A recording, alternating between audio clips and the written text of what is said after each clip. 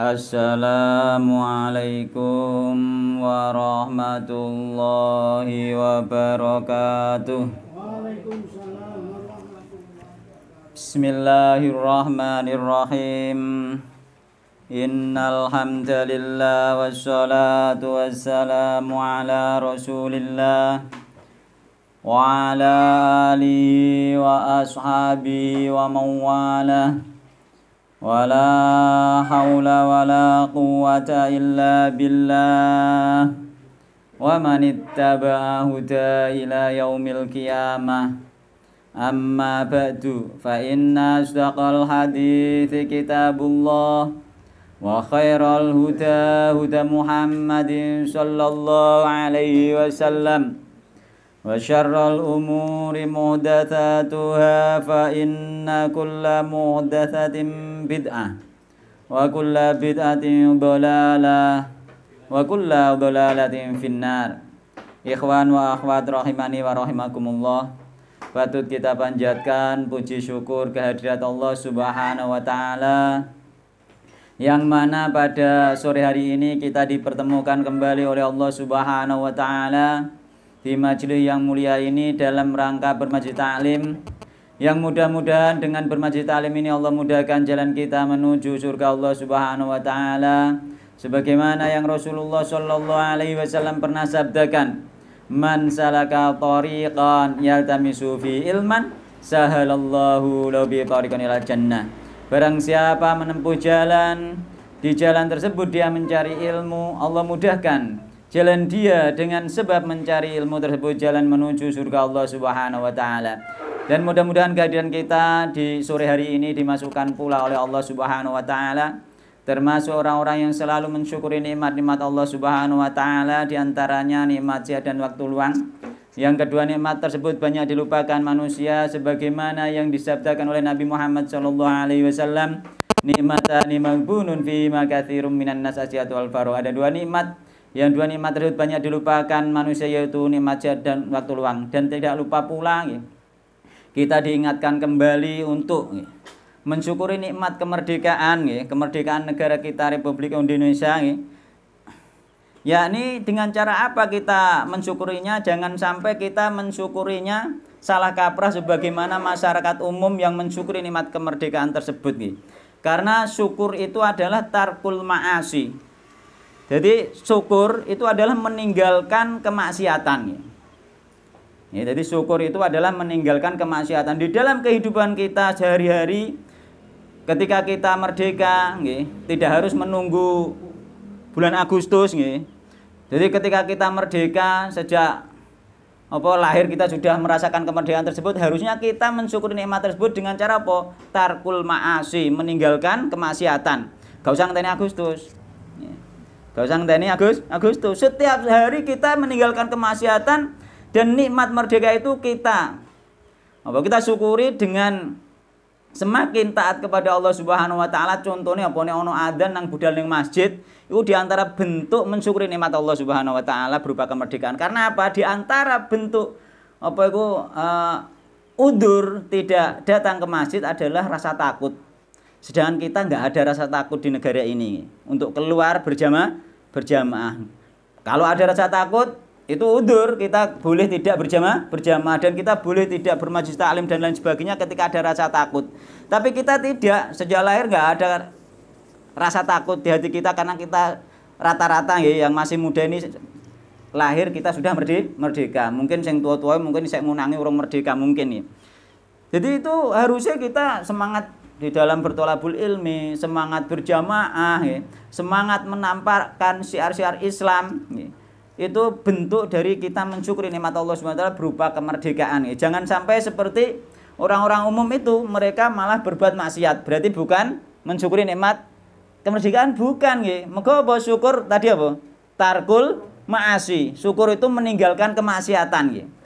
Jadi sampai duwe nikmat baik berupa merdeka, baik berupa harta, baik berupa kesehatan. Jika semua itu digunakan untuk taat kepada Allah, tidak digunakan untuk berbuat maksiat, minimal sesuatu yang mubah yang diizinkan oleh syariat, maka itu sudah termasuk mensyukuri nikmat Allah Subhanahu wa taala.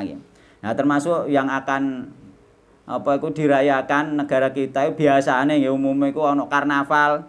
Ya, karnaval itu bukan bentuk secara umum ya, secara umum bukan bentuk mensyukuri nikmat kemerdekaan karena apa? Untuk orang Islam loh ya, untuk orang Islam. Karena di sana banyak kemungkaran. Di antaranya apa? Menampakkan aurat. Padahal syukur tadi tarkul masih ninggalkan kemaksiatan, tapi ini malah mengumbar kemaksiatan. Bahkan sekolahan yang biasanya anaknya muridnya itu pakai jilbab gitu. Biasanya muridnya pakai jilbab bareng karnaval enggak pakai jilbab. Ini berarti dia justru malah kufur nikmat. Malah kufur nikmat. Ya, di antaranya seperti itu dan juga dan juga di antaranya di karnaval itu sendiri di samping tidak pakai jilbab nopo menyambung rambut, pakai sanggul gitu. Itu hukumnya dosa besar, bukan dosa kecil.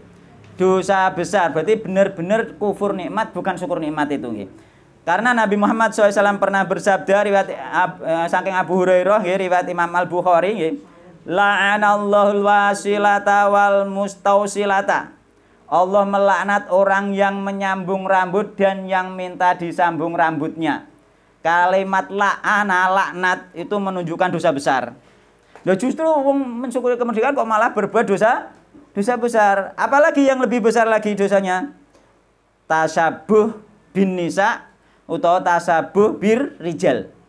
Sampeyan delok iku, sampeyan nek ana karnaval kok jarak delok terus guyu ana maca lanang guyu ana maca itu guyu sampeyan termasuk tidak ingkar kemungkaran. Sampeyan ikut berdosa malah. Karena apa? Ingkar kemungkaran itu kita tidak malah senang, kita benci. Kok malah guyu seneng gitu. Gitu. Mulane ning gone apa iku ning gone riwayat nggih, hadis Rasulullah SAW sing diriwayatkan Imam Bukhari nggih. Terusan dari Ibnu Abbas, beliau berkata, "La'ana Rasulullah sallallahu alaihi wasallam al-mutasyabbihina minar rijal bin nisa." Rasulullah SAW melaknat nggih, laki-laki yang menyerupai perempuan. Wal mutasyabbihati minan nisa'i bir rijal. Dan Rasulullah SAW melaknat wanita yang menyerupai laki-laki. Wong lanang maca wedok dilaknat Rasulullah SAW. Wong wedok maca lanang dilaknat oleh Rasulullah Sallallahu Alaihi Wasallam. Di antara kemungkaran yang nyata bukan dosa kecil, dosa besar. Karena dilaknat oleh Rasulullah Sallallahu Alaihi Wasallam. Nah ini Al-Qur'ane walaysa dzakaru kal unsa nggih. Ali Imran ayat 36 itu nggih. Yakni laki-laki itu tidak sama dengan perempuan, tidak seperti perempuan. Wong lanang sing gagah macake maca lanang, aja maca wedok, sing wedok juga sebaliknya. Nah, oleh karena itu nggih, seandainya keluarga kita nggih, meskipun misalkan terpaksa harus ikut karena keadaan mungkin milih maca sing minimal tidak dosa besar itu kan ngono nggih. Nek iso dihindari nek gak diwajibkan oleh sekolahan seperti itu kan ngoten. Nah, terpaksa Pak nggih. Oh ngoten nggih, matoh ngoten. Nggih, kita harus berani berbuat tegas ketika dinyatakan ini karena kita agamanya Islam, kecuali nek agamanya mboten Islam niku benten malih gitu. Dan juga kemarin ya, kalau ingin menindaklanjuti ya, kemarin yang katanya ada yang menikah ternyata sebelum menikah belum tahu wajah istrinya ya. Belum tahu wajah istrinya, ternyata ketika sudah nikah wajahnya ada kemarin yang ngarani cacat itu ya. Ada cacat tuh. Cacatnya gak ngerti, mbuh sumbing, mbuh piye kita kan gak ngerti juga kan. Ya, akhirnya kecewa itu karena sebenarnya nggih ya kesalahannya sendiri nggih. Sebenarnya seorang suami itu haram hukumnya membenci istrinya. Itu kan prakteknya berarti dia membenci istrinya, benci. Sehingga solusinya kalau dia memang bisa menerima takdir tersebut maka itu baik. Tapi jika tidak dan pada akhirnya dia membenci terus istrinya maka solusinya tetap cerai. Maka nek benci terus menerus akhirnya menimbulkan dosa yang lebih banyak lagi. Maka solusinya memang cerai. Tapi itu kesalahannya dia. Yakni apa? Rasulullah SAW sendiri menyuruh untuk nadur. Syariat Islam ono syariat nadur, melihat seorang nikah didelok dhisik, ke seneng apa ora, ke karep apa ora kan ngoten. Mulane ning gone hadis itu kita dilarang membenci nggih istri kita nggih. Rasulullah SAW pernah bersabda la yufraku mu'minun mu'minatan. Janganlah membenci seorang laki-laki yakni mukmin mukminatan ing wong wedok nggih. La yufraku aja benci nggih. Sapa mukminun wong mukmin mukminatan ing wong wedok. Wong lanang aja benci wong wedok. Nek sampean benci, sampean delok kebaikane ingkariha minha nggih. Jika dia benci dari sebagian nggih dari wanita tersebut khuluqon sebagian akhlak atau mungkin sebagian fisiknya dia benci radhiya minha akhar, dia akan ridho dengan sebagian yang lain. Ini menunjukkan hadis ini riwayat Muslim menunjukkan bahwa manusia itu tidak sempurna. Golek endi sing kira-kira nyenengno. Nek sampean benci sesuatu mungkin benci fisike ternyata wonge apik. Nggih, wonge penyayang, ya toh? Wonge lembah lembut, wonge agamane apik, itu yang dilihat itu.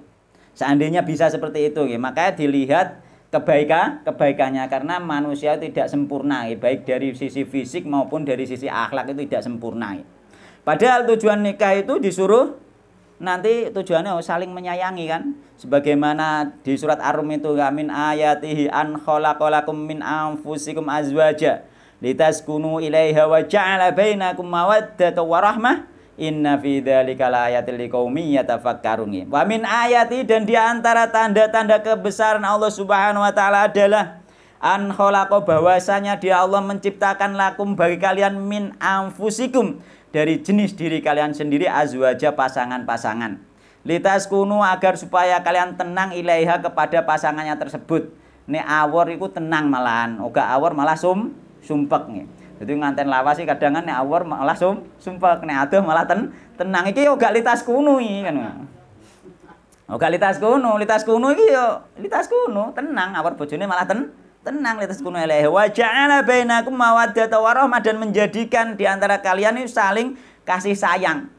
Ya ini menyayangi nggih. Nah nek kira-kira lagi roh pisanan wis gak seneng, yo wis repot nanti dia akan berbuat dosa. Oleh karena itu Nabi menganjurkan kepada kita agar melakukan nador. Iki penting nggih, engko sing misale baik sing duda maupun sing joko maupun sing arep nikah meneh kudu ana nador. Iku syariate engko sampean timbul penyesalan iku salahe dhewe negakna nador iki.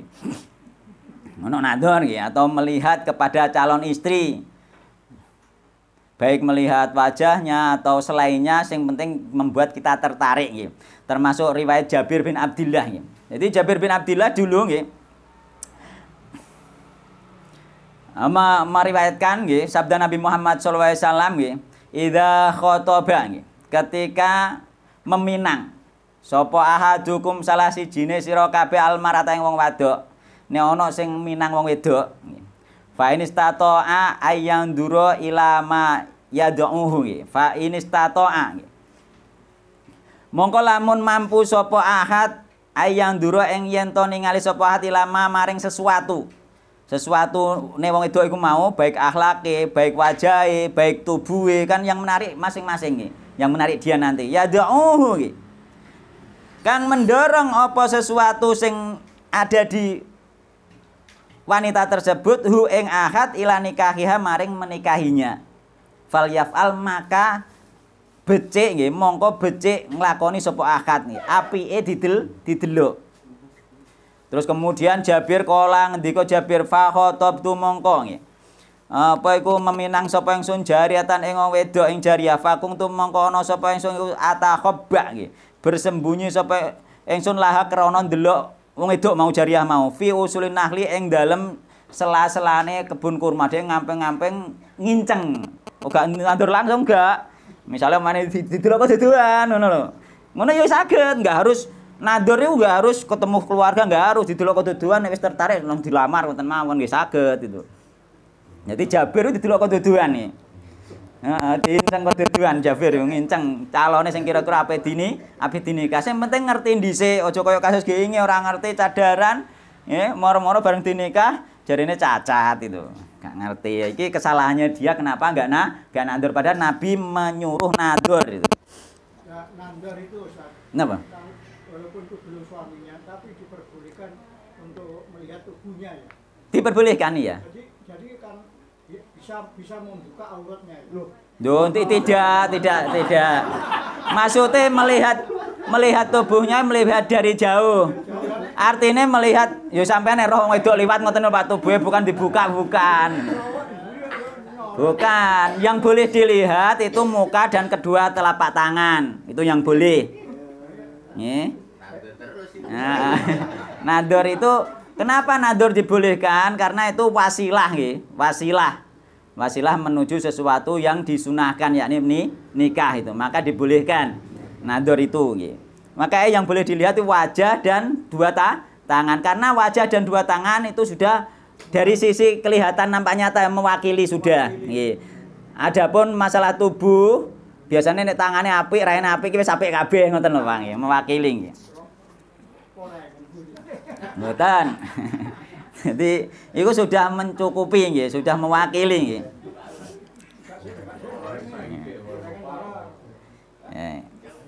Kemudian terus apa? Terus Jabir mau ndelik ning gone sela-sela pohon kurma nggih, ngampingi nginceng calon sing kira-kira ape dinikah nggih. Bareng dhewe wis ora seneng nggih. Hatara itu sehingga weruh sapa ingsun minha saking mar'ah mau apa jariah mau ma ing sesuatu da'a kang mendorong ni ing ingsun ila nikahnya maring menikahinya wa tazawujiha dan ya menikahi sama nggih, menjadi memperistrinya nggih. Terus kemudian sampai nek ndelok misale kok duduan raine gak jelas lah, roh sampai roh bodine wis seneng, ya ora masalah, terserah. Sing penting sudah melihat dulu nggih, minimal sudah melihat meskipun dari kejauhan sebagaimana ini sahabat Jabir bin Abdillah. Nah nek kira-kira teko omah terus sing wedok kon nyogo iku juga malah bagus juga. Karuan jelas itu nggih. Karuan jelas. Ngono sampean tertarik. Ya, kan teko terus nyogoi nggo wedang, delok mlakune wis ketok, raine wis ketok kan, tangane wis ketok. Nah, ora kok nyogoi mbek cadaran nggih mboten wong nandur kok. Nah, iku.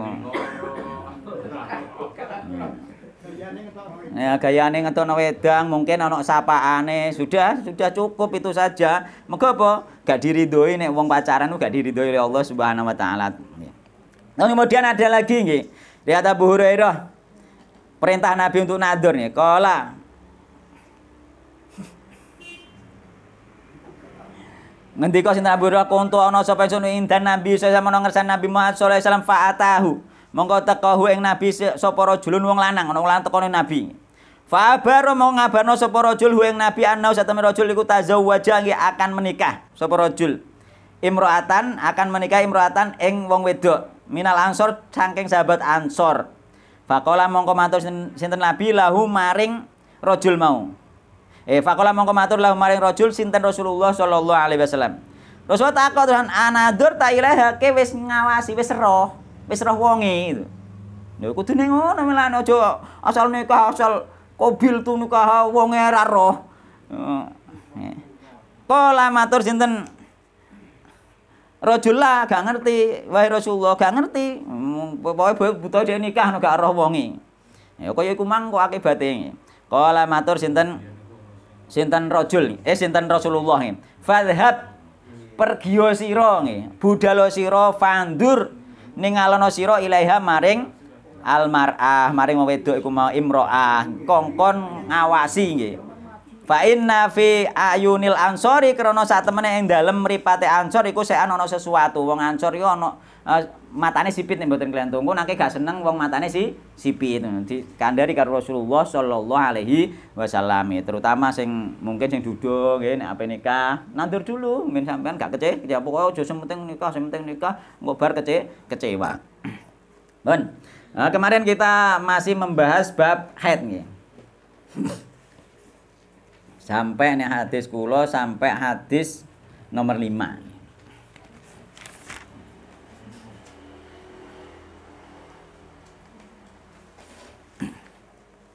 Hadis nomor 5 ya. Wa an Anasin radhiyallahu anhu. Dene watake sing Anas radhiyallahu anhu annal yahuda. Saat temene wong Yahudi. Ya ini ning kene iki sing dimaksud wong Yahudi tenan. Ya ini Yahudi keturunan Yakub. Sing disebut apa iku Israel iku nggih. Agamane Yahudi nggih. Nabine Nabi Musa, kitabe Taurat. Mereka iki ya apa iku ya fanatik nggih. Kitab Taurat sampai kebacut oleh fanatik ini.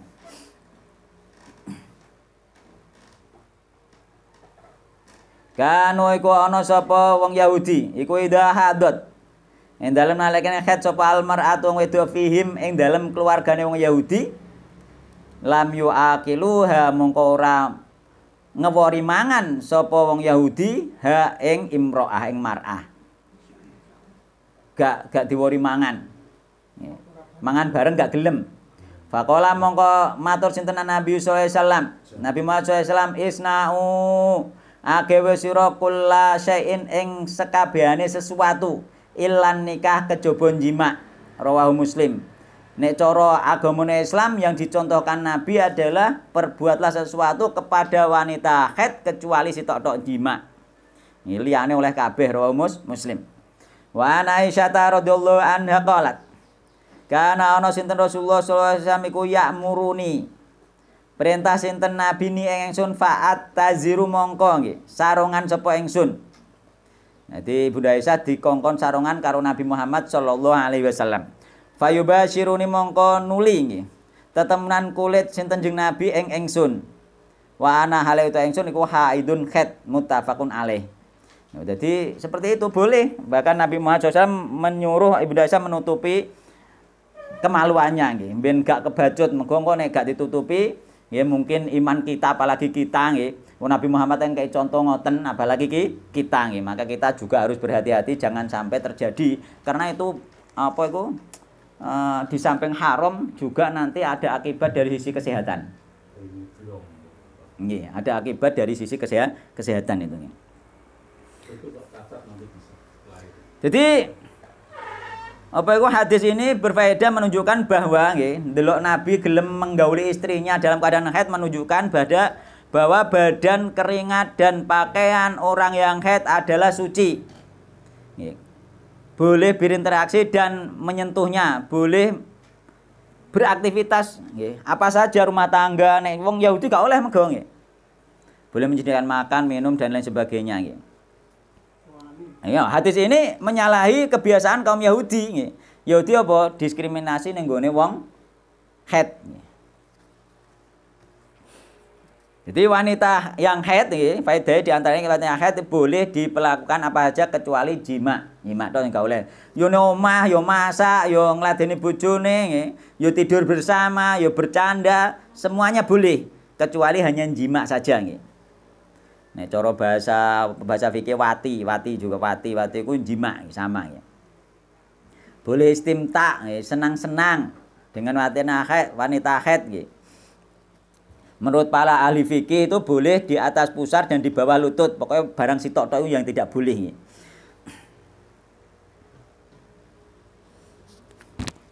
Karena Nabi tadi bersabda isna'u kullasain illan nikah. Hadis ini menunjukkan bahwa seluruh tubuh wanita haid boleh selain tempat keluarnya darah haid.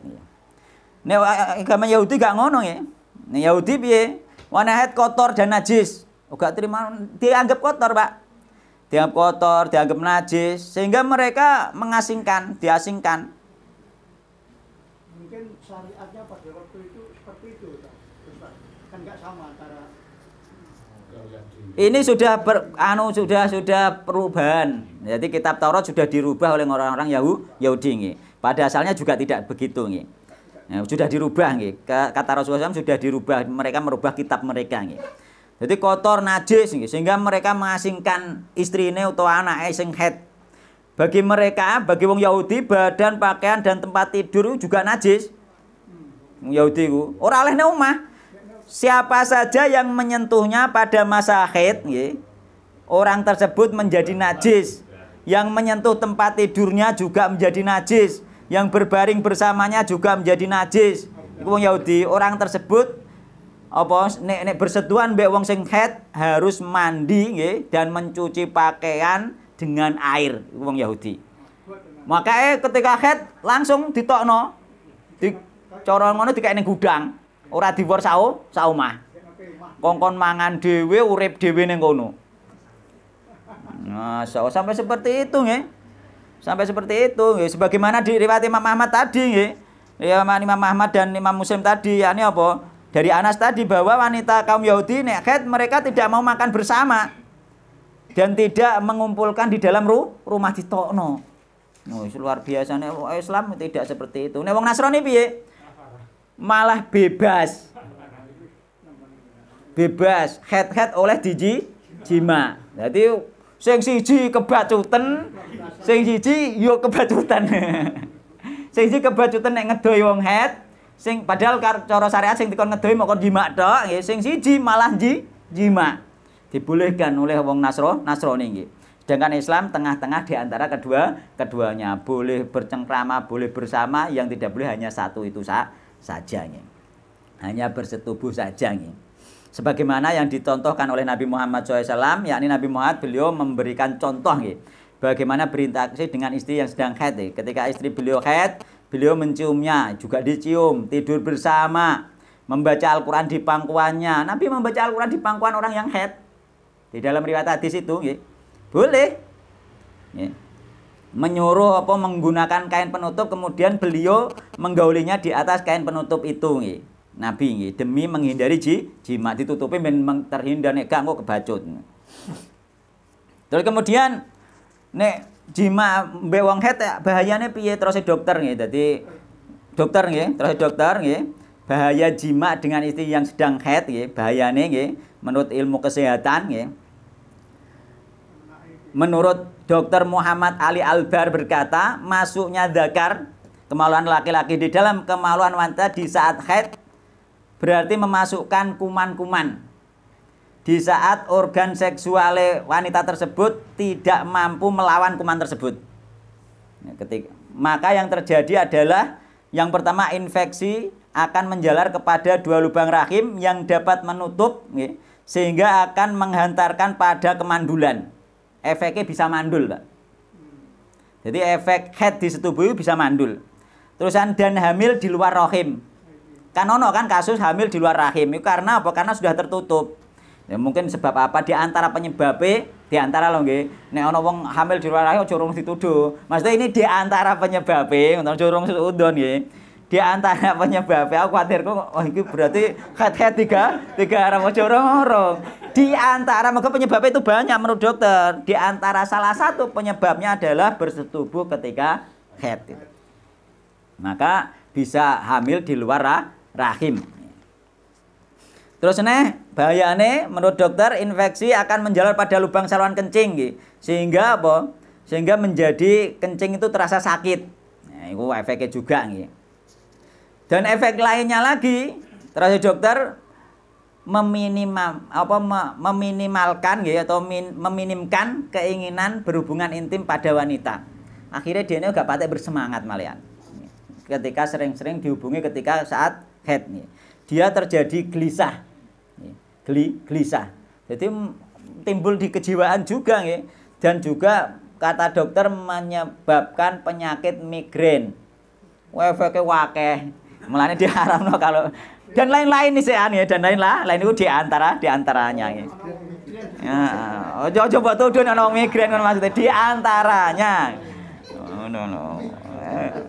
Nah, aku kepala pusing kebelah langsung langsung ngono. Iku seudon jenenge ngene. Aja ngono nggih. Kalau terjadi kehamilan ada Ustaz? Napa? Kalau waktu dengan tapi pada waktu haid itu terjadi kehamilan. Kula mboten ngertos nggih. Nggih katanya bisa cacat dan lain sebagainya. Karena ada kuman tadi nggih, memang seperti itu nggih. Bisa cacat dan lain sebagainya nggih. Karena apa? Kemasukan kuman. Kuman dan apa itu penolak kuman dari tubuhnya sendiri tidak bisa melawan nggih ketika masa haid tersebut itu. Nah, kemudian hadis berikutnya hadis ke-7 nggih. Wa Ibnu Abbas radhiyallahu anhu an Rasulillah sallallahu alaihi wasallam fil ladzi ya'ti imra'atahu wa yahaidun. Nah, iki kasus iki. Dari Ibnu Abbas radhiyallahu anhu an Rasulillah SAW saking Rasulullah SAW fil ladzi ing dalem wong lanang ya'ti kang jima sapa lanang imra'atahu ing bojone. Bojone alladzi. Wa ya hale utawi imra'ah yakni bojone ku haidun haid, dalam keadaan haid. Jadi ana kasus zaman Nabi nggih. seorang laki-laki jima ning gone bojone dalam keadaan haid. Qala matur sinten Nabi ya tasaddaqu bidinarin. Hendaklah dia bersedekah dengan 1 dinar. Au binisfi dinarin atau setengah dinar. Jadi 1 dinar 4,25 gram. Berarti duwe piro nek 4 gram ya, Pak? Emas itu 4 gram duwe piro? Cara saiki. Hah? 4 juta? Gawe 4 juta yo. Berarti nek dhek misalnya setengah dinar, ki kan au binisfi dinar atau setengah dinar, berarti 2 juta. Kalau nggak punya 2 juta gratis. Tujuannya apa itu tujuannya? Tujuannya sedekah kan sedekah tujuannya tatfaul bala. Ya, sehingga nanti ketika dia memberi kafarah berupa sedekah, maka oleh Allah insya Allah ya tidak terjadi sesuatu karena apa bala itu ditolak dengan sedekah. Tapi ini sebagai kafarah. Ojo kok jarak aku sedekah dhisik terus sampai nglakoni mboten. Iku nanti lain lagi nih. Karena nanti innamal a'malu binniyat. Rawul khamsah wa sahul hakim wa ibnul qattan wa rajaha ghairuhuma waqfahu. Tadi mauquf merojihkan ya. Imam Hakim dan Ibnul Qattan merojihkan bahwasanya hadis ini mauquf. Jadi hadis ini diperselisihkan kesahihannya, namun jumhur ahli hadis mengatakan sahih. Jadi hadis ini disahihkan oleh Imam Hakim dan Ibnul Qattan tadi dan dikuatkan oleh Imam Ahmad. Dan beliau Imam Ahmad menggunakan hadis ini. Yani Imam Ahmad berpendapat bahwasanya ketika seorang itu mengumpuli wanita haid, maka dia kena kafaroh berupa emas 4,25 gram. Yakni apa? 1 dinar. Hadis ini diriwayatkan oleh At-Tabrani, Al-Hakim dan Baihaqi dengan sanad sahih sesuai kriteria sahih Bukhari. Disahihkan pula oleh Al-Dhabi, Ibnu Daqiq, Al-Id, Ibnul Qayyim dan Ibnu Hajar Al-Asqalani. Namun hadis ini dianggap dhaif oleh Ibnu As-Sakan, Ibnu Shalah dan An-Nawawi. Imam Nawawi menganggap hadis ini dhaif. Maka di antara pendapat Syafi'iyah yang yang sekarang, maka mereka mengatakan tidak ada kafaroh karena menganggap hadis ini dhaif. Namun kula memilih sing sahih mengikuti Imam Ahmad juga. Sahih nek cara kula tetap kena kafaroh.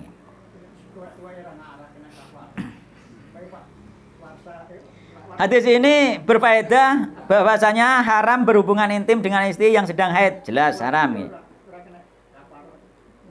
Terus kemudian jika terlanjur berhubungan kena denda berupa 1 dinar atau setengah dinar. Dan Syekhul Islam membantah kepada orang yang mengatakan hadis itu dhaif. Bantahannya pripun nggih. Jadi terus Ibnu Taimiyah Syekhul Islam berkata hukum wajib membayar kafarah ini seandainya pun hadisnya itu dhaif, maka ia sesuai dengan metode kias, analogi sebagaimana berhubungan intim saat puasa. Saat puasa nek berhubungan intim kan padahal berhubungan intim ambek bojone hukum asalnya kan boleh. Tapi ketika puasa haram. Maka kena kafaroh ya toh, memerdekakan budak, terusan puasa bulan-bulan berturut-turut dulu terus memerdekakan budak, terusan memberi makan 60 fakir miskin itu nggih. Ketika puasa nggih. Nah, begitu juga dikiaskan nggih, mensetubui wanita istrinya kan halal, tapi ketika haid haram, ketika diterjang maka juga kena kafaroh. Maka seperti itu bantahan dari Syekhul Islam seandainya pun hadisnya dhaif, tapi ternyata hadis ini banyak yang menguatkan hadisnya sahih. Beda dengan perbuatan maksiat yang memang benar-benar maksiat. Misalnya berbuat zina, gak ono kafarah iku, memang zina gitu loh.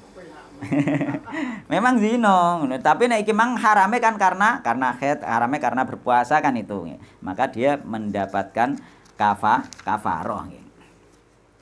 Namun begitu nggih, ulama berbeda pendapat tentang masalah membayar kafaroh. Nek perbedaan nggih. Imam Ahmad mengatakan wajib membayar kafaroh bagi suami nggih, dan wajib pula bagi istri. Iki pendapat Imam Ahmad nggih. Apabila ia melakukannya dengan sukarela.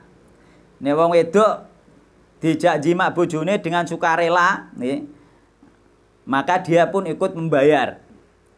Terus Imam Ahmad nih. Karena Imam Ahmad menganggap hadis ini sahih. Tapi nek sing lanang sing meksa, sing wedok kepeksa, maka sing bayar sing lanang tok. Nggih, sing bayar sing lanang tok. Niku terus Imam Ahmad nggih.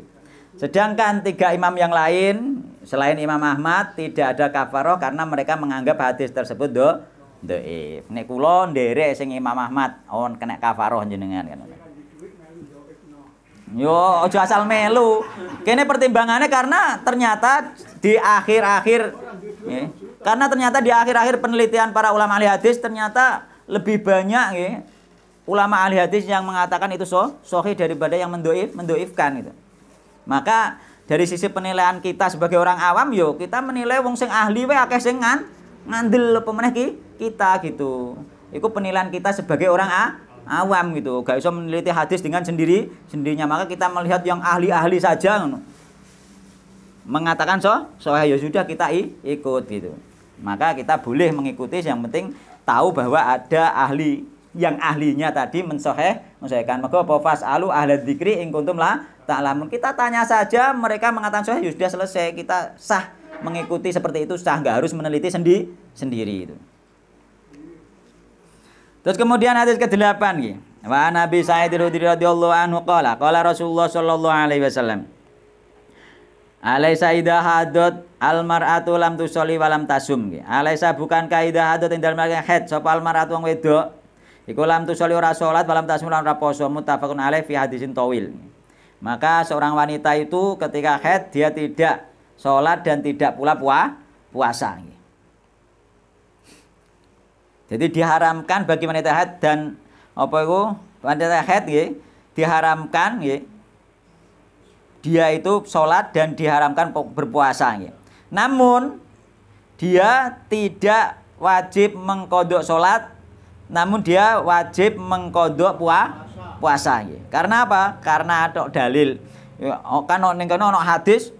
Iki kan wong wedok gak poso gak salat, yo wis gak poso gak salat, tapi kan ana hadis dari riwayat Ibnu Aisyah kunna numaru bi qadai shaum wala numaru bi qadai shalah. Dulu kita itu diperintah mengkodok puasa dan tidak diperintah mengkodok salat. Ada hadisnya muttafaqun alaih.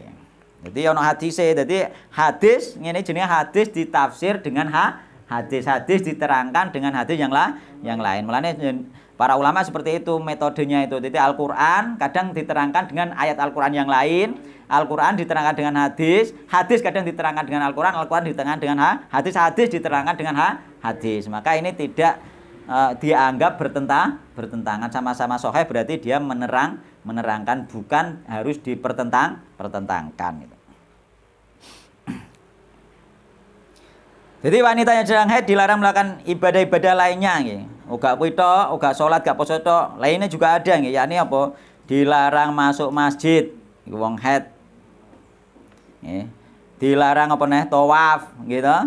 Dilarang masuk masjid, dalile la ukhilla al masjida li haidin wala junubin. Tidak halal bagi masjid bagi orang haid dan orang junub. Dilarang tawaf. Kenapa tawaf dilarang? Karena tawaf bagian termasuk salat. Padahal syarat sah salat kudu suci. At-tawafu bil baiti salatun. Tawaf ning Baitullah iku salat. Cuma terus para ulama salat sing oleh omong. Oleh grenang-greneng nggih. Oleh iku sampean grenang-greneng oleh. Tapi aja terus nyanyi jalal waton ning kono. Iki ono pepe oleh omong terus nyanyi-nyanyi ning kono. Ganggu liyane. Terus sorak-sorak kan ngono. Ya ganggu liyane kan ngono. Memang sholat yang boleh omong ya, apalagi sa'i juga, sa'i terusan apa lempar jumroh semuanya itu nggak ada syarat suci, nggak ada syarat suci. Sing syarat suci itu tawaf harus suci, yang lainnya tidak. Tidak boleh membaca Al-Quran, termasuk hadis Ibnu Umar, wong haid tidak boleh membaca Al-Quran. Wala taqra'ul haidu wal junubu syai'an minal Quran. Wong junub, wong haid dilarang baca Al-Quran. Dilarang pula menyentuh Al-Quran orang junub orang haid. Wala yamassul mushaf illa tahirun hadisi. Hadis riwayat Umar bin Hazm. Ya. Wala yamassul mushafa atau ning gone riwayatane wala yamassul Qur'ana illa tahirun gitu, kecuali suci nggih. Namun nggih, para ulama juga membolehkan nggih membaca Al-Qur'an bagi orang haid, nggih, bukan junub, beda nggih. Bagi orang haid nggih dalam rangka nggih proses belajar mengajar. Nggih. Maka itu masih dibolehkan orang haid. Tapi ini orang junub tetap tidak boleh. Karena junub bisa langsung mandi seketika, bisa langsung hilang, atau wudu seketika langsung hilang. Tapi nek haid boleh. Boleh, dibolehkan oleh para ulama, termasuk yang membolehkan itu mazhab Maliki. Tapi kalau membaca Quran tapi nggak memegang Quran, membuka HP. Nggak boleh orang haid pada hukum asalnya. Nah, pada hukum asalnya nggak boleh, kecuali dia itu memang tadi belajar mengajar, makanya dia pakai zikir-zikir saja ya. Zikir-zikir itu boleh ngene Al-Qur'an, maka ahsannya lebih baiknya ditinggalkan meskipun tidak menyentuh ya. Maka ning kene ana hadis nggih Ibnu Umar tadi la taqra nggih. La taqraul haidu walal junubu syai'an minal Qur'an, membaca bukan menyentuh, apalagi menyentuh gitu. Maka tidak boleh nggih. Kalau zikir boleh. Zikir itu boleh, baik tasbih atau berdoa yang tidak diniatkan Al-Qur'an, misalnya berdoa Rabbana atina fid dunya hasanah masih boleh, karena meskipun itu Al-Qur'an tapi bukan dianggap Al-Qur'an, dianggap sebagai doa, bukan dianggap membaca Al-Qur'an. Maka itu boleh ya. Rabbana atina fid dunya hasanah juga doa yang menyeluruh. Nek cara wong Jawa ngarani doa sapu jagat. Iya kabeh kan wong ndonga apik ning donya, apik ning akhirat, terus apik piye meneh? Kan wis bar. Lah apa donga kadang wong dawa-dawa kok ribet, iku wis sebenarnya sudah cukup gitu. Ya sing diajarno Nabi ku sing cekak-aos semuanya gitu. Makanya ketika kita sujud disuruh banyak berdoa, ya banyak cari hadisnya Nabi, doa-doa itu ora usah ngarang-ngarang gitu. Mau ngarang-ngarang malah doa bahasa Indonesia, meskipun ada ulama yang membolehkan tapi dalilnya tidak kuat. Dalilnya tidak kuat itu, meskipun ada ulama yang membolehkan, itu hanya toleransi di antara para ulama saja, karena ada ulama yang berpendapat gak usah geger ngoten mawon. Tapi hukum asalnya itu bahasa Arab sholat itu, nggak harus bahasa Indonesia hukum asalnya gitu. Yo, sampean perbanyak doa, banyak doa-doa dari hadis. Di antaranya doa pagi petang itu doa-doanya sak pirang-pirang itu, pakai itu di sujud boleh kan ngono. Dan dihafalkan. Ning ngono kan kita belajar aja terus melok oh bahasa Indonesia oleh terus bahasa Indonesia jangan ya cara kula. Ya iku lebih dalam rangka berhati-hati iku karena perselisihan yang sengit di antara para ulama. Ada memang kita bertoleransi saja, tapi nek menurut kula, keyakinan kula lebih baik tidak berdoa dengan bahasa Indonesia, itu lebih baik tidak. Ngoten cara bahasanya ahsannya pakai bahasa Arab, yakni doa-doa yang sudah diajarkan Nabi Muhammad SAW itu banyak sekali, dan yang diajarkan oleh sahabat-sahabat Nabi Muhammad SAW, dan semuanya mencukupi kebutuhan kita untuk dunia maupun akhirat itu. Robbana atina fid dunya hasanah tok wis cukup kan ngono. Puneh liya-liyane kan ngoten. Niku kula nggih. Tapi sing ciri angel bahasa Arab. Nan? Kalau doa yang minta begini, ya Allah, semoga lili saya ini selalu sehat. Masalah dengan Ya di tempat yang lain, jangan di tempat yang sujud itu. sujud itu kamu udah dikabulkan. Kan ada lagi tempat yang dikabulkannya doa, ketika turun hujan juga ada kan. Bukan hanya itu saja, antara adzan iqomah kan banyak tempat gitu loh. Makanya gak usah dipaksakan gitu. Daripada kita nanti melanggar, meskipun itu pendapat ulama, tapi pendapat ulama minoritas, itu bukan jumhur. Jumhur ulama haram gitu. Itu. Bismillah itu kan juga bacaan dari Al-Qur'an. Nggih. Ketika untuk air tidak boleh mengatakan bismillah juga. Bismillah ketika dalam rangka berdoa boleh, misalnya masuk rumah baca bismillah, atau mau makan baca bismillah, itu masuk kategori doa. Boleh masuk kategori doa. Masuk kategori doa, kategori zikir, dibolehkan wanita haid ya.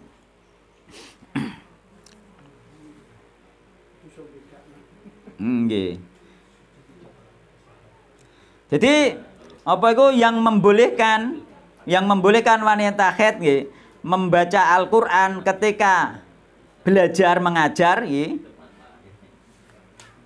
Boleh menyentuh, bahkan nggih boleh menyentuh mushaf bagi wanita haid dan membacanya. Sebelum sampai situ, Nggih. adakah dalil yang memperkuat bahwa sujud itu harus berdoa dengan bahasa Arab? Bukan harus seperti itu, sholat itu berbahasa Arab gitu. Bahasa Arab. Dan praktek salaf tidak pernah ada memasukkan bahasa lain di dalam sholat. Dalilnya itu. Seandainya memasukkan bahasa Indonesia, harusnya ada praktek di antara salaf. Kita kan mencontoh salaf, yakni 3 generasi. Padahal 3 generasi sudah masuk juga. Ya 3 generasi mulai sahabat, tabi'in, tabi'ut tabi'in itu sudah masuk di negara-negara yang tidak berbahasa Arab juga. Tapi nggak pernah ada praktek salaf itu memasukkan bahasa selain bahasa Arab masuk di sholat, itu nggak ada itu. Kenapa jumhur ulama mengatakan kuat tidak boleh? Karena itu nggak ada contohnya memasukkan bahasa selain bahasa Arab ke dalam sholat itu. Nah, terus kalau begitu ada yang lagi, kalau sujud itu berdoa dengan doa yang diambil dari Al-Quran. Boleh, karena itu doa, bukan membaca. Yang dilarang kan membaca Al-Quran. Boleh, ya. Itu nanti juga perselisihan juga itu. Tapi nek kula tetap boleh karena doa, sebagaimana orang haid tadi boleh karena doa itu. Kula memilih yang boleh itu. Nah, sekarang contoh ya, Nggih. membedakan antara doa dan contoh surat Al-Falaq misalnya. Dan kita akan gendong pada Allah, itu kan termasuk doa. Itu nanti kalau jenengan doa yang sudah masyhur sebagaimana Rabbana atina fid dunya hasanah itu masuk, nek sampean surat Al-Falaq, Al-Fatihah itu sudah masuk baca nanti. Karena itu bukan masyhur untuk khusus doa, masyhur untuk baca itu. Meskipun intinya doa, Al-Fatihah juga intinya doa toh. Iki aku baca doa terus sujud maca alhamdulillahirabbil alamin, ndak boleh. Iku nanti baca sudah itu. Khusus yang sudah diriwayatkan ma'tsurat bahwa itu doa itu. Ya Rabbana itu sudah mencakup itu. Insya Allah yang Rabbana itu boleh. Kula memilih yang boleh untuk disujud. Wallahu taala alam. Iya. Sing nek masalah tujuan dari kerenteke atine jenengan tentang Rabbana itu nanti Allah yang tahu. Sing mbok maksud Rabbana atina fid dunya hasanah misalnya lelem panen apik ya Allah kan ngerti kan ngono. Kan nanti innamal a'malu binniyat di hati juga itu masalah itu. Atau ada yang lain kalau sujud itu apa itu berdoa tapi dalam hati enggak diutarakan lisan. Wallahu taala alam niku kula dereng ngertos rinciane nggih. Cuma nek maksud kula di dalam hati itu seperti ini. Misalkan sampean doa Rabbana atina fid dunya hasanah kan di dunia baik, terus sampean duwe masalah lele iku kan pikirannya sampean ning lele kan iku masuk di hati itu. Heeh, nggih, masuk innamal a'malu binniyat tadi gitu loh. Ngerti maksudnya nggih? Yang dibaca Rabbana atina fid dunya hasanah baik di dunia tapi sing mbok karepno kuwi. Nah itu ning atim kuwi iku masuk nanti masuk innamal a'malu binniyat terus wa innamal likulli imri'in manawa gitu. Heeh. Lah sing mbok pikir kuwi kan ngoten gitu. Wallah. Matur Gusti Allah Rabbana ini maksud saya ya Allah. Ya di antarane ngoten lho karena Rabbana itu iku banyak lho di antarane niki ya Allah ning atinem kan ngoten ya saged nih. Wong jenengan gak iso bahasa Arab masalah misalkan kan ngono. Saged. Jadi masuknya di situ innamal a'malu binniyat nanti. Jadi dilarang itu maksudnya karena sholat itu berbahasa Arab. Itu termasuk rangkaian sholat. Rangkaian sholat, sujud itu rangkaian sholat dan pengamalan salafus soleh dari generasi terbaik Harun Naskorni sumaladina yalunahum sumaladina yalunahum tersebut yakni sahabat tabiin tabiut tabiin dari 3 generasi ini nggak ada yang menambahkan bahasa lain selain bahasa Arab di dalam sholat. Maka kita mencontoh saja kan. Seandainya hadis itu disebutkan lengkap enak. Sebaik-baiknya adalah sholat ada sujud. Tapi tidak boleh bahasa. Ya enggak harus. Kan kita masalah manhaj kita kan mencontoh salaf gitu loh. Sudah nggak usah dikei yang penting nggak bahasa Arab, nggak usah. Kita masalah manhaj itu apa? Cara kita beragama mengikuti salaf itu loh. Ada ndak salaf itu dulu gitu? Kan nggak ada. Berarti ya sudah kita selesai di situ saja. Nggak usah repot-repot ingin doa bahasa Indonesia sakarepmu di tempat yang lain yang mustajab masih banyak itu. Sehingga nggak mencampuri di dalam sholat nih. Kula memilih sing niku kula.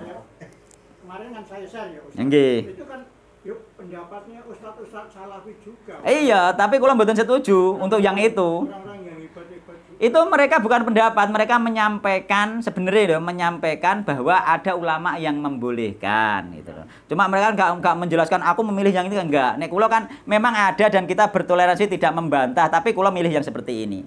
Karena ini yang lebih kuat. Karena jumhur ulama tidak membolehkan.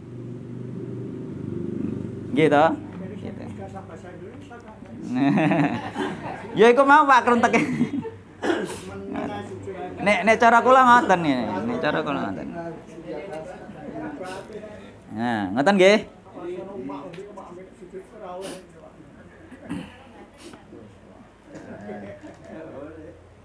Nek batin mboten napa-napa karena bukan ucapan dalam sholat nek batin itu kan.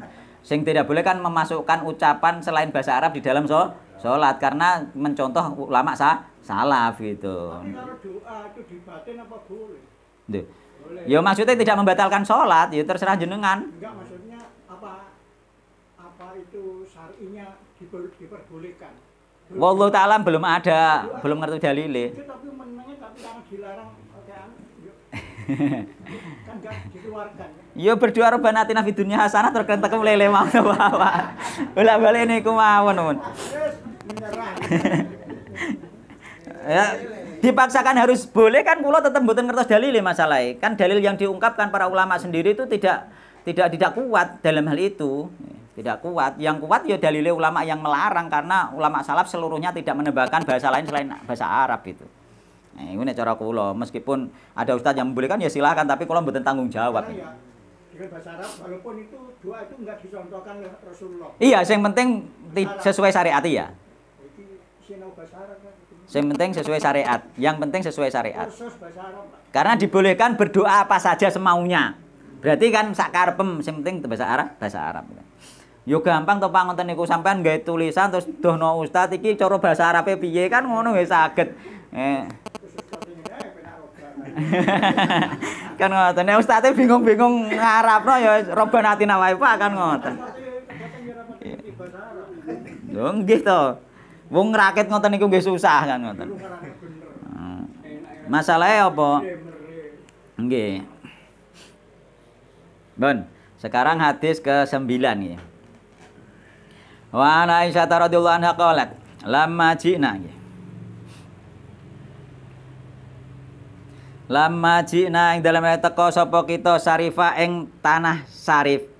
Tanah Sarif iku antara Mekah Madinah nggih. Tanah antara Mekah Madinah, tanah Sarif. Khitu mongko het sapa ingsun. Ya niki Bunda Aisyah ketika haji wada nggih.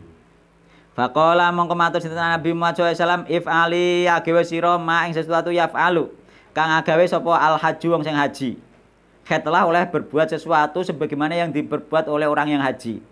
Ghairu alla tatufi, ghairu selain yen to ora tawaf nggih. Sapa sira wadon bil baiti ing dalem Baitullah hatta tadhuri sehingga suci. Jadi ketika haid nggih Bunda Aisyah itu dibolehkan oleh Nabi melakukan semua hal yang dilakukan oleh ibadah haji nggih kecuali tawaf. Yakni apa? Boleh apa iku wukuf di Arafah, boleh bermalam di Musdalifah, boleh melempar jumroh, boleh bermalam di Mina, boleh sa'i nggih. Karena semua ibadah itu selain tawaf tidak disyaratkan suci. Ya, tidak disyaratkan suci. Waktu kejadian dulu haji wada dia. Nggih. Berarti Aisyah ini enggak melaksanakan tawaf, berarti hajinya kan apa itu memenuhi persyaratan. Aisyah apa hajina haji Karena haid pada waktu itu kan nggih. bisa tawaf. Berarti ya. Sebentar iku hajinya kan haji kan ono haji tamattu, ono haji kiron niku nanti bab haji iku. Nggih. Peristiwa itu peristiwa haji wada atau enggak? Haji wada. Nah, iya. Pada awalnya ingin melakukan haji tamattu itu, cuma akhirnya menjadi haji kiron seperti itu. Nanti keterangannya di bab haji insyaallah ada nggih. Nggih. Jadi haji kiron nggih. Haji ini berubah kan, haji kan ada beberapa macam nggih, di antaranya haji tamattu dan haji kiron nggih. Nek umumnya wong Indonesia haji apa Pak Suratman? Tamattu to nggih. Nah, haji tamattu. Tapi karena Ibunda Aisyah haid maka jadilah haji kiron pada saat itu ini. Karena tidak dapat melaksanakan tawaf untuk umroh dan tahallul karena haid. Maka beliau menjadi haji kiron. Jadi ya seperti itu memang nggak bisa tawaf nggih, maka menjadi haji kiron nanti. Wanita yang sedang haid diperbolehkan melaksanakan semua nggih, ritual ibadah nggih. Ya, termasuk tadi mbalang jumroh dan lain sebagainya nggih. Cuma yang haram apa? Tawaf. Mergo kenapa tawaf haram? Karena tawaf itu salat, ya tawafu bil baiti salatun. Wong haid kan ora oleh salat ya. Dan di antara tidak boleh tawaf yakni mengagungkan Baitullah. Diagungkan Baitullah nek ning tawaf harus suci nggih. Maka orang-orang jahiliyah dulu itu ya wis anu, Pak. Wis mengagungkan Baitullah orang jahiliyah itu. Wong jahiliyah ge biyen nek tawaf uga gelem nganggo pakaian sing dienggo berbuat maksiat. Pakaian colongan ra gelem dhek to nganggo pakaian colongan. Pakaian bar dienggo mesum, gak wani dhek to nganggo pakaian bar dienggo mesum. Iku wong jahiliyah, saking ngurmatine Ka'bah. Dhek diplalah apa? Nyilek wong Quraisy. Jadi ya apik. Nyilek pakaian sing gak tau dienggo maksiat. Dienggo tawaf. Mulane luar biasa sebenarnya itu. Cuma apa eleke nek gak oleh silekan dhek aluk tawaf mbek udo. Ya cara baru. Nduk mego nek dhek nganggo pakaian iki pakaian kan haram maksud anggo menghadap Allah. Nek udo kan dhek gak pakaian. Orang nganggo barang sing haram itu. Wong jahiliyah sampai seperti itu. Dia malah udo. Tapi bunyi.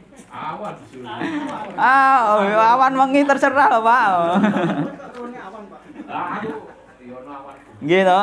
Diplalah udo, Pak. Mulane iku sebenarnya bagus nggih koyo sampean misalnya pe salat nggo pakaian sing apik, pakaian sing apa hasil halal. Memang seperti itu. Orang dulu sudah menghormati seperti itu.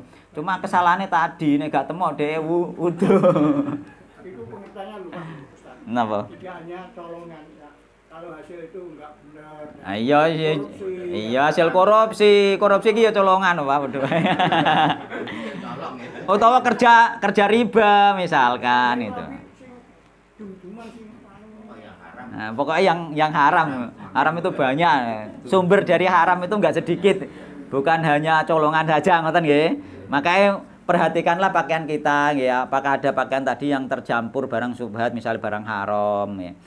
Dan lain sebagainya itu. Maka untuk sholat itu benar-benar dipilih yang paling bagus yang kita miliki. Intinya seperti itu perintahnya sunai. Yang paling bagus yang kita miliki.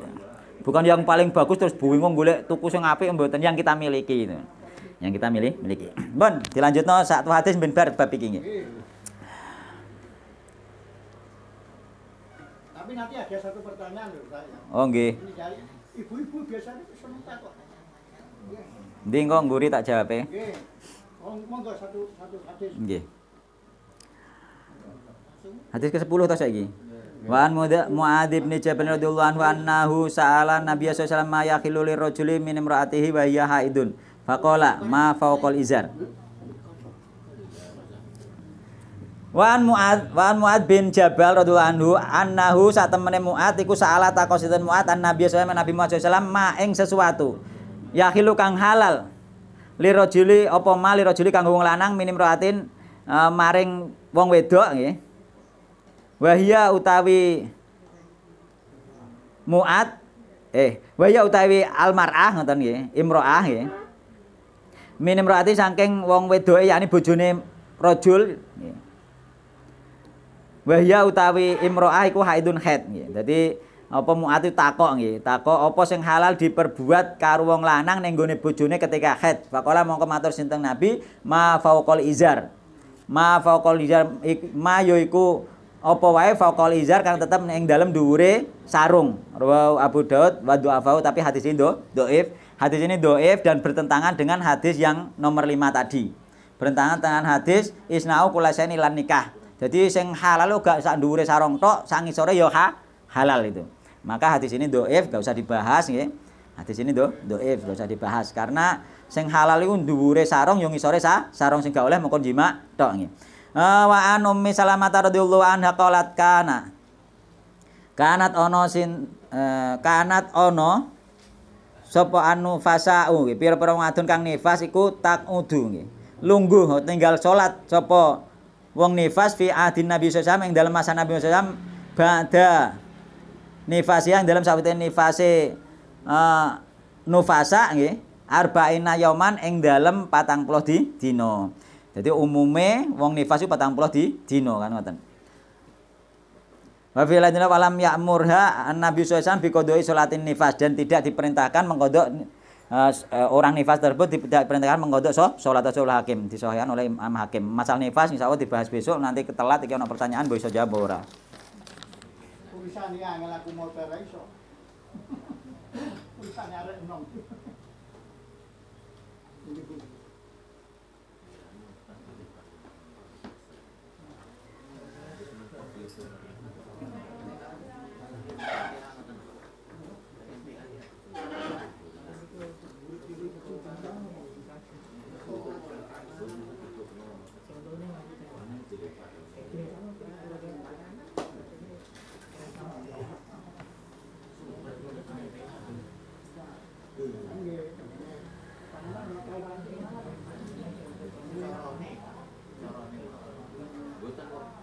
Sik.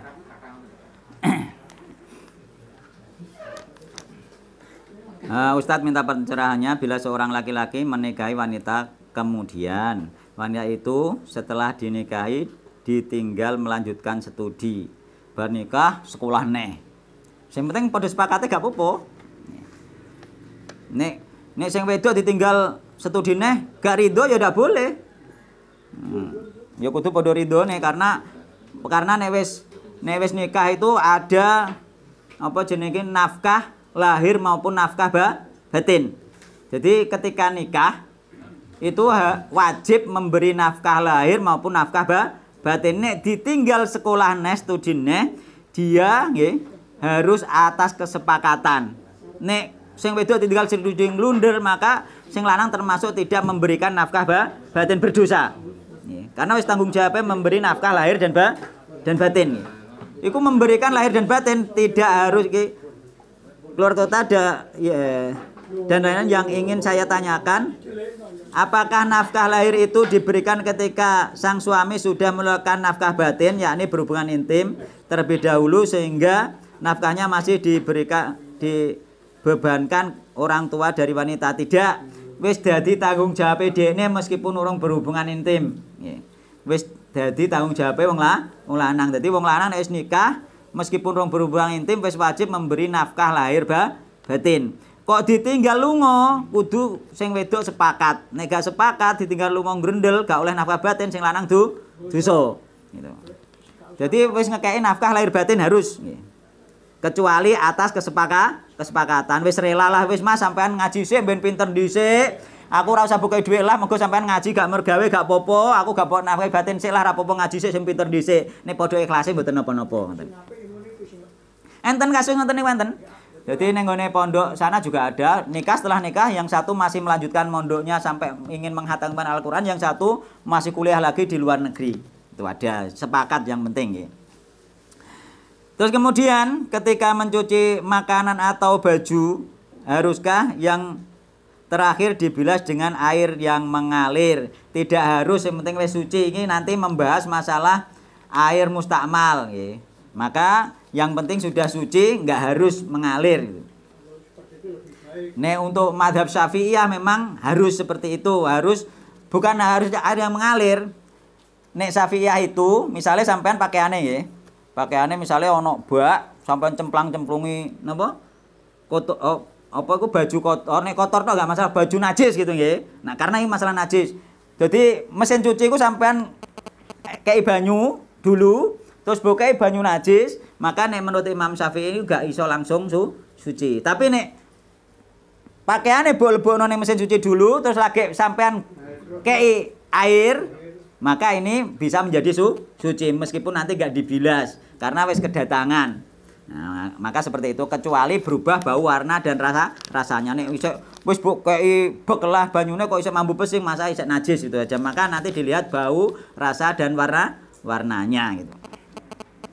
Enggak harus, yang penting bau, rasa, warna sudah hilang, itu hukum umum.